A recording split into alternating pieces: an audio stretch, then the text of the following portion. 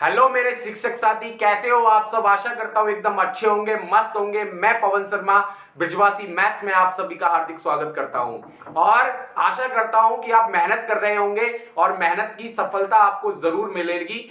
कोशिश कीजिए, सफलता जरूर मिलेगी। चलिए आज की इस वीडियो में हम बात करने वाले हैं टू डायमेंशनल ज्योमेट्री के सेकंड पार्ट पे। फर्स्ट पार्ट हम कंप्लीट कर चुके हैं। फर्स्ट पार्ट में काफी टॉपिक हमने कंप्लीट कर लिए थे। जिन साथियों ने नहीं देखे हैं वो या तो मैं डिस्क्रिप्शन में आपको लिंक दे दूंगा या आप टेलीग्राम पर जाकर देख सकते हो, या आप ब्रिजवासी मैथ्स का यूट्यूब चैनल जब ओपन करोगे तो वहां पे प्लेलिस्ट दिखेगी आपको। प्लेलिस्ट में आपको ये चैप्टर दिख जाएगा और बाकी के जितने भी चैप्टर मैंने अभी तक कंप्लीट कराए हैं वो सारे प्लेलिस्ट में चैप्टर वाइज बना दिए हैं, सीक्वेंस वाइज, और टेलीग्राम चैनल पर भी है। तो चलिए आज की वीडियो में हम आगे बढ़ते हैं और आगे बढ़ने पे नेक्स्ट टॉपिक लेते हैं। क्या equation of line, equation of line parallel to a given line, parallel to a given line. Equation of line आपको फाइंड आउट करनी है किसके, कोई लाइन गिवन हो उसके पैरेलल। जैसे लाइन गिवन है आपको क्या, ax प्लस में by प्लस में c इक्वल टू 0। अगर इसके लाइन के पैरेलल हमें कोई लाइन फाइंड आउट करनी है तो सिंपल हम क्या करेंगे, x और y के कोफिशिएंट तो सेम होंगे, बस यहाँ पे जो कांस्टेंट होगा वो चेंज हो जाएगा। सपोज यहाँ d मान लो, लैम्डा मान लो, कुछ भी मान सकते हो आप। तो आपको मैं एक क्वेश्चन भी करा देता हूं इस पे बेस्ड। क्वेश्चन है find the equation of line, find the equation of line parallel to a given line 2x minus 4y plus 3 equal to 0। तो मैंने क्या कहा आपको, एंड पासिंग थ्रू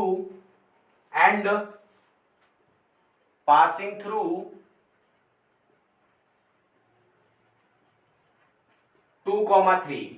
तो आपको सबसे पहले क्या करना है, इक्वेशन ऑफ लाइन पैरेलल की आपको पता है क्या करते हैं, 2x माइनस का 4y, x और y के कोफिशिएंट सेम रहते हैं और जहां कांस्टेंट होता है उसकी जगह लैम्डा रख देते हैं। अब लैम्डा की वैल्यू हमें पता लगेगी कैसे, कहीं ना कहीं कुछ ना कुछ कंडीशन हमें क्वेश्चन में गिवन होगी। जैसे इस क्वेश्चन में हमें गिवन है कि पासिंग थ्रू जो ये लाइन है वो किससे पास कर रही है, 2,3 से, 2,3 से। तो यहाँ x और y की वैल्यू पुट करोगे तो 2 3 जा 4 माइनस 4 3 जा 12 प्लस में लैम्डा इक्वल टू 0। तो लैम्डा की वैल्यू कितनी आ गई, यहाँ से 8। इसी इक्वेशन में आप पुट करोगे तो क्या आ जाएगा, 2x माइनस के 4y प्लस में 8 इक्वल टू 0।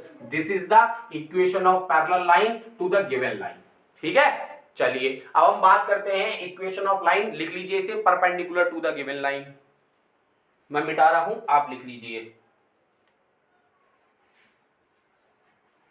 ठीक है, अब देखिए नेक्स्ट कंसेप्ट है आपका इक्वेशन ऑफ लाइन। पैरेलल की जगह क्या हो जाएगा, perpendicular to a given line ax plus में by प्लस में c इक्वल टू 0। अब परपेंडिकुलर की लाइन अगर पूछता है तो यहाँ b का कोफिशिएंट तो a पे आ जाता है, जो y का कोफिशिएंट है वो x का बन जाएगा और जो x का कोफिशिएंट है वो y का बन जाएगा। मींस bx प्लस में ay और प्लस में जो c है वो क्या हो जाएगा, लैम्डा इक्वल टू 0। ये क्या है, परपेंडिकुलर लाइन की इक्वेशन। ठीक है, चलिए अब हम लिखते हैं, मैं क्वेश्चन ले लेता हूं एक, find the equation of line perpendicular to a given line 4x minus 5y plus 6 equal to 0 and passing through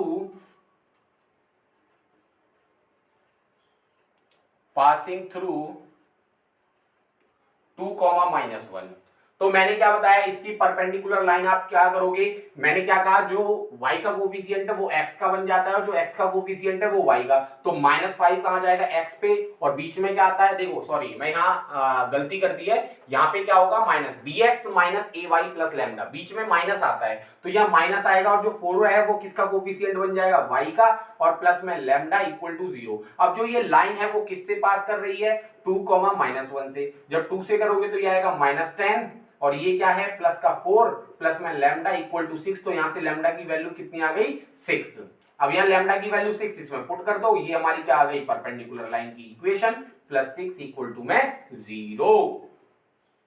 तो यहाँ पे कर लेना इसे सही है, bx माइनस ए वाई प्लस लैम्डा आता है परपेंडिकुलर लाइन की इक्वेशन जब हम फाइंड आउट करते हैं। ठीक है, अब चलिए हम एक 10th का कंसेप्ट है, आपने पढ़ा भी होगा, मैं तो उसे करा देता हूं पहले। ठीक है, चलिए लिख लीजिए फटाफट।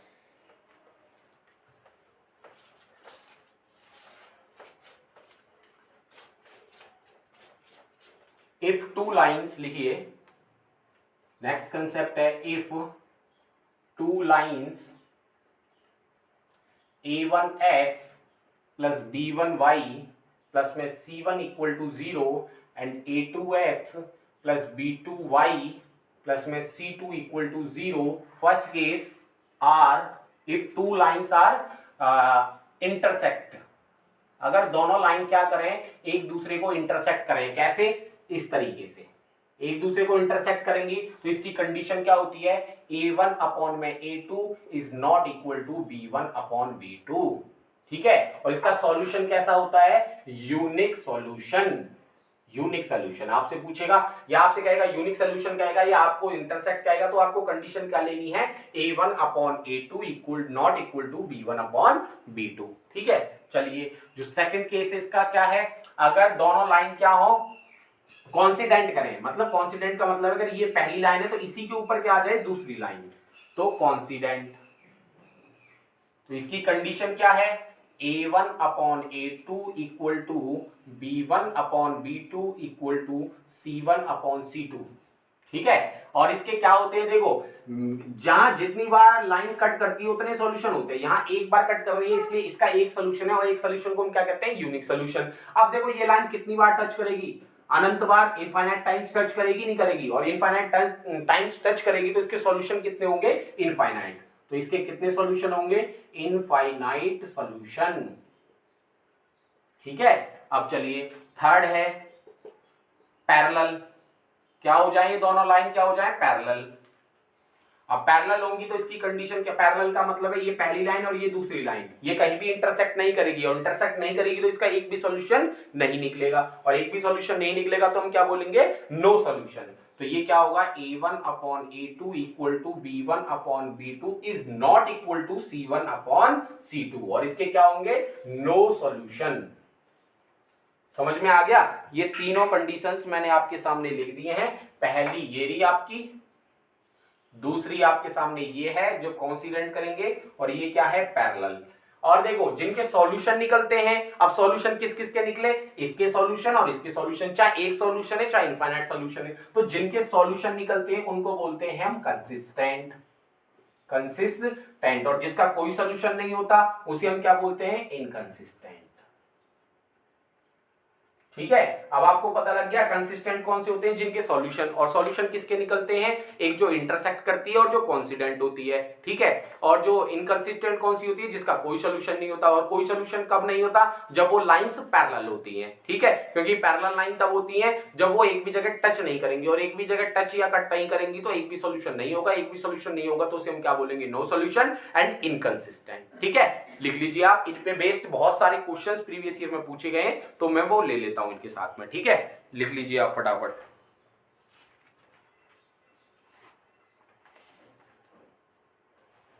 चलिए मैं रेस कर रहा हूं।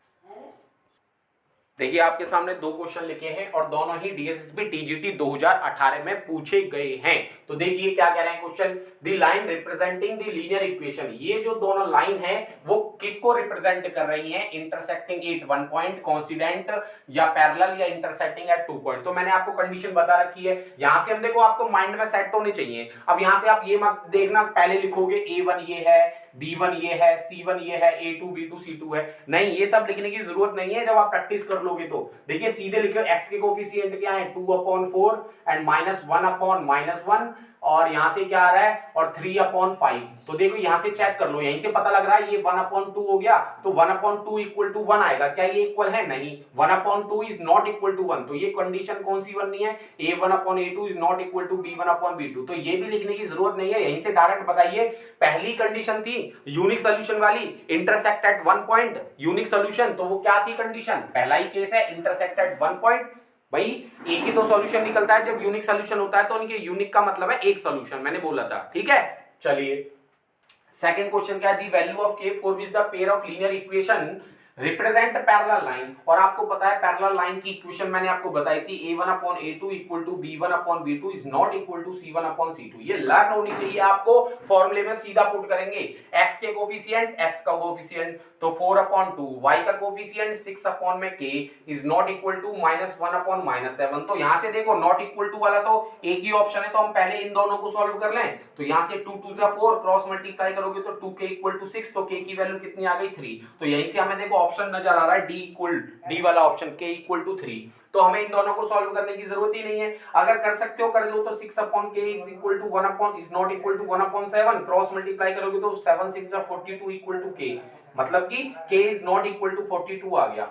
ठीक है, क्योंकि नॉट इक्वल टू लगा हुआ है तो ये तो ऑप्शन में ही नहीं है, तो हमारा आंसर क्या हुआ, k इक्वल टू 3। क्योंकि हमें ज्यादा देखने की जरूरत नहीं होती, एक बार जो आंसर मैच कर रहा है उससे करके आगे देखिए। अगर चारों ऑप्शन पे आप नजर मारने लगे या चारों ऑप्शन को सॉल्व करने लग गए तो आपको टाइम बहुत लगेगा। ठीक है, चलिए तो ऐसे ही क्वेश्चंस पेपर में पूछे जाते हैं, ज्यादा टाइम नहीं लगता है इनको। तो आप मेहनत करोगे, कोशिश करोगे तो आपका सिलेक्शन 100% हो जाएगा, बशर्ते आपको कोशिश करनी पड़ेगी। क्लियर है, लिख लीजिए, फिर हम नेक्स्ट क्वेश्चन की बात करते हैं फटाफट से।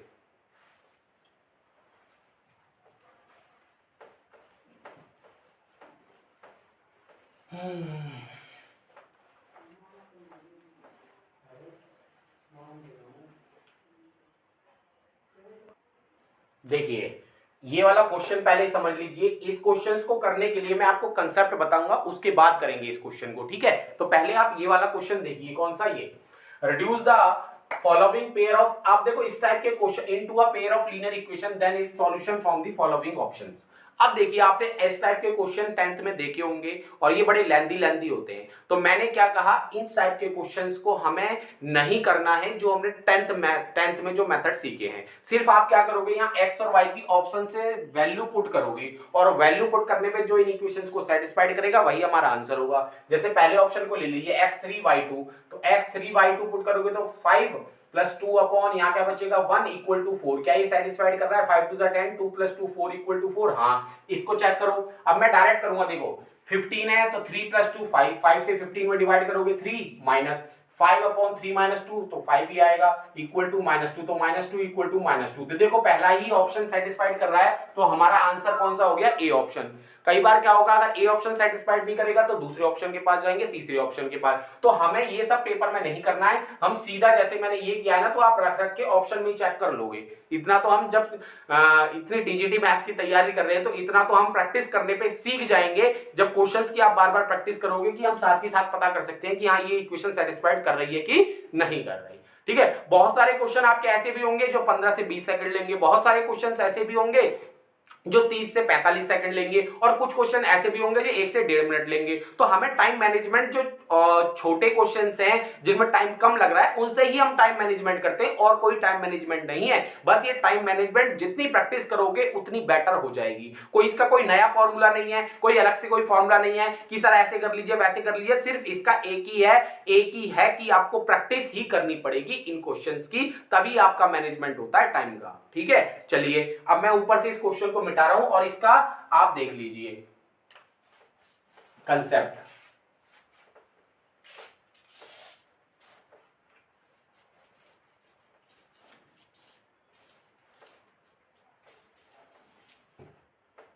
देखिए इफ कंसेप्ट क्या है, इफ 3 लाइंस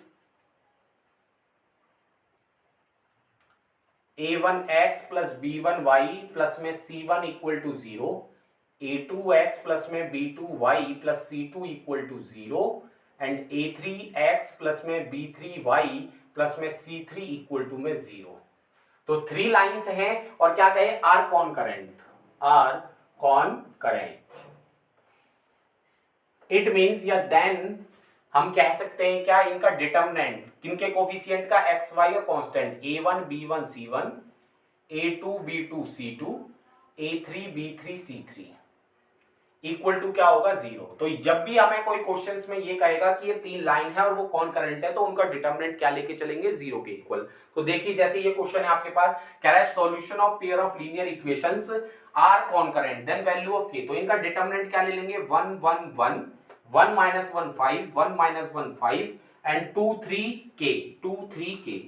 अब आप कहोगे सर इनको पहले -1 इधर लेके आओ, -5 इधर लेके आओ, कोई फर्क नहीं पड़ने वाला, आप ऐसे भी करोगे तो ठीक है, क्योंकि वो पूरी एक रो में एक कॉलम में आएगा माइनस माइनस माइनस। तो जब हम माइनस कॉमन लेके उसे 0 में पहुंचा देंगे तो हमारे पास इक्वेशन तो यही बनेगी, ठीक है। तो चलिए इसे सॉल्व कर लीजिए, डिटरमिनेंट को 1 माइनस के माइनस का 15 -1 ये कैंसिल के माइनस का 10। ये तो बता रहा हूं मैं आपको इतना टाइम नहीं लगेगा सॉल्व करने में। 3 + 2 5, तो हम तो सीधा लिखेंगे, यहां तो मैं लिख रहा हूं 3 + 2 करके, माइनस के -15 माइनस के प्लस में 10 प्लस में 5 इक्वल टू 0। तो के और के -2 के उधर जाएगा तो प्लस का 2 के हो गया, और ये क्या आ गया -15 और ये 15 से कैंसिल, तो 0। तो के की वैल्यू कितनी आ गई, 0। तो ऑप्शन हमारा सी ऑप्शन एकदम सही है, ठीक है। चलिए अब बात करते हैं नेक्स्ट कंसेप्ट की, लिख लीजिए आप फटाफट, इरेज करें।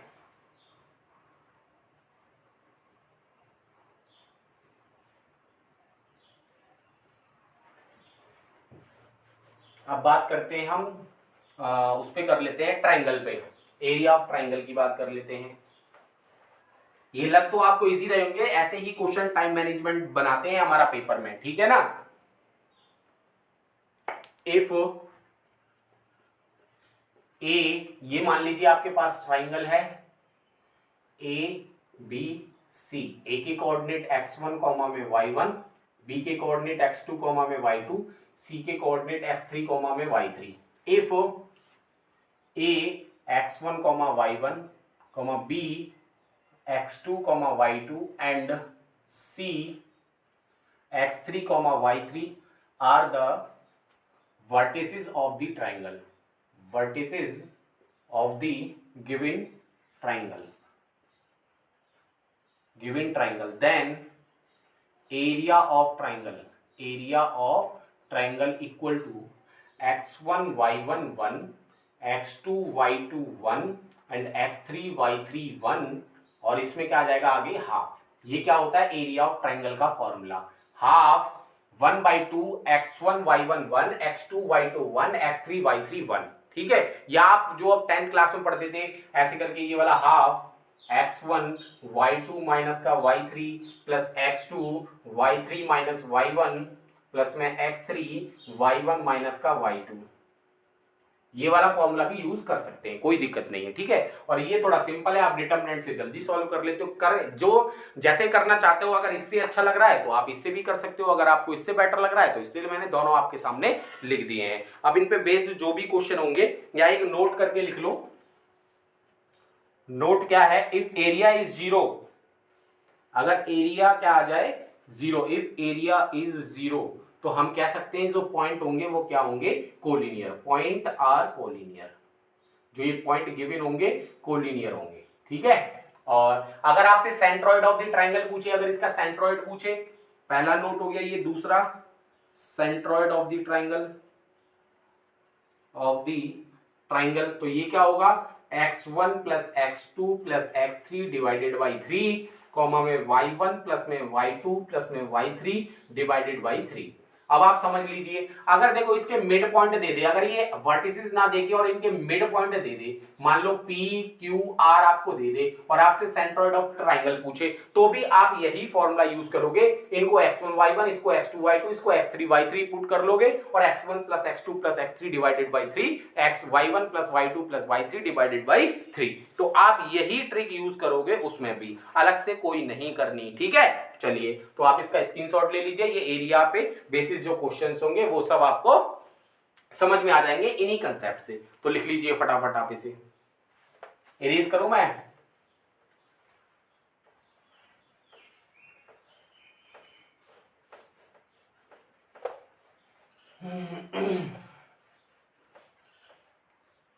अब क्वेश्चंस ले लेते हैं इन पे बेस्ड।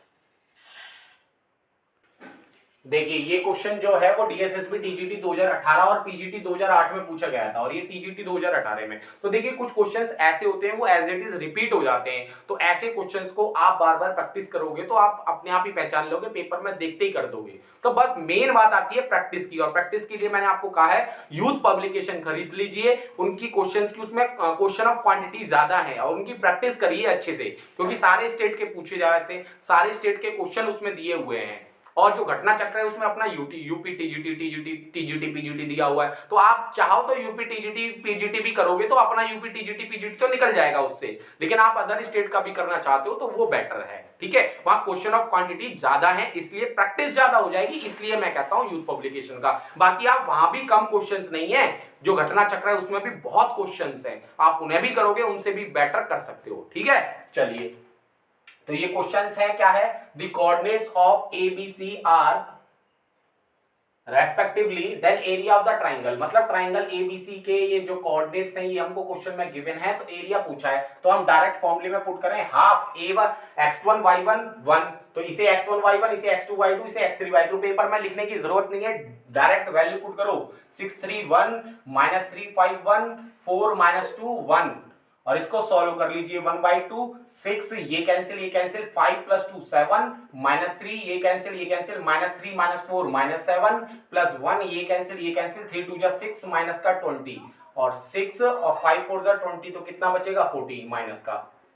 इसे सॉल्व कर लीजिए हाफ 7 6 42 माइनस प्लस 7 3 21 माइनस का 14, और इसमें जोड़ोगे 49। भाई देखो यहाँ 21 में से 14 सपरेट करोगे तो 7 और 42 में 7 ऐड करोगे तो 49, तो एरिया क्या आ गया आपका 49 divided by 2, that is answer, ठीक है। चलिए अब बात करते हैं इस क्वेश्चन की। देखिए लगेगा तो आपको ये क्वेश्चन की a b + c c + a ये इतना सब दे रखा है, पता नहीं क्या निकलेगा। हम लैड करके भी कर सकते हैं, जैसे मैंने कल एक क्वेश्चन कराया था आपको abc की कुछ वैल्यू भी, लेकिन ये है इतना सिंपल। अब देखिए एरिया ऑफ ट्राइंगल पूछा है हमसे, तो हम वही हाफ x1 y1 तो a b + c एंड 1, फिर है b c + a 1 and c a + b 1।